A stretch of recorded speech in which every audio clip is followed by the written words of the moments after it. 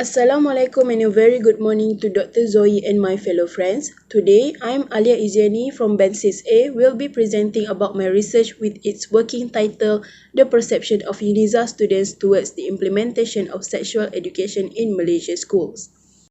Sex education consists of excellent instruction and learning on a wide range of subjects connected to sex and sexuality that includes information about anatomy, reproductive health, details regarding contraception, childbirth, and STD.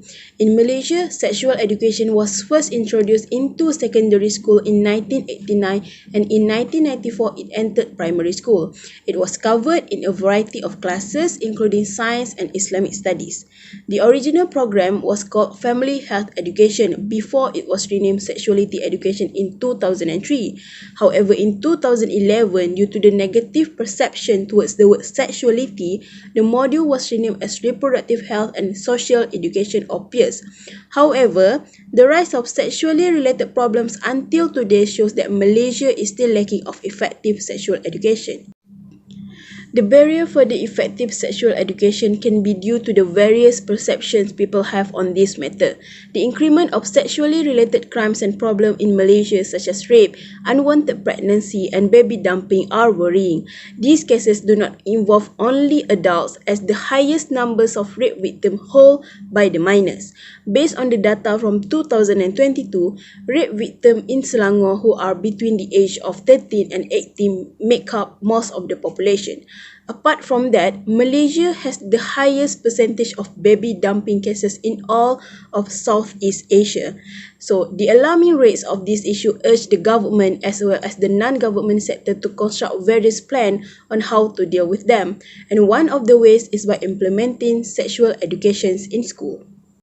The implementation of sexual education in Malaysia is still considered as a taboo topic. Although there is substantial evidence that almost all approaches to sex education will help young people resist pressure to engage in unhealthy sexual activity, this idea is quite controversial because there are differing opinions from various sides including parents, teachers, students and the government. Many of them worry that disclosing information about sex will lead to sexual experimentation. Hence, parents and teachers choose to remain silent in sexual education communication, discourage the youngsters to seek knowledge on sexual education, making them hold negative perception on sexual education. Besides, many also agree with the implementation of sexual education in school. One study on sexual education in Malaysia shows that almost half of the respondents believe that implementing sexual education is one of the best ways to reduce social difficulties as well as lessen social disease. Besides, the proper perspective on sexual education is not widely known among policymakers. Thus, the perception of today's youngsters needs to be examined closely along with the factors that construct their perspective, as the results will help the policymakers to enhance the module of sexual education. This study is conducted to determine the perception of UNISA students towards the implementation of sexual education in Malaysia schools.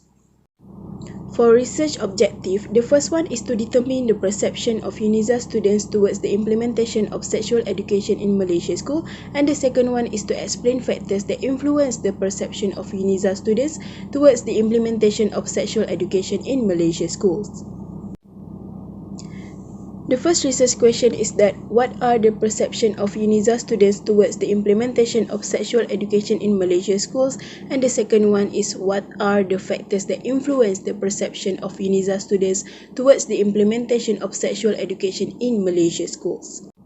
The increase in cases of sexual crimes and problems in the community as well as the occurrence of sexually transmitted diseases such as AIDS and syphilis shows the ineffective implementation of sexual education in Malaysia schools.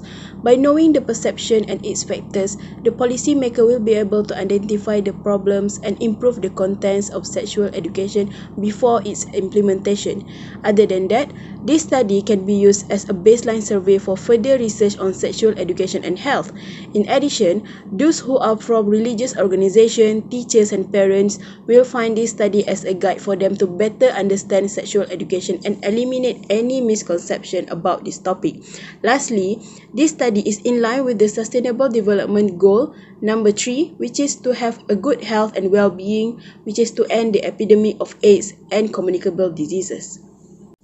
The main limitation of this study is that the respondents are limited to UNIZA students, and the other limitation is the time frame, as this study is conducted only in one semester. That's all from me. Thank you.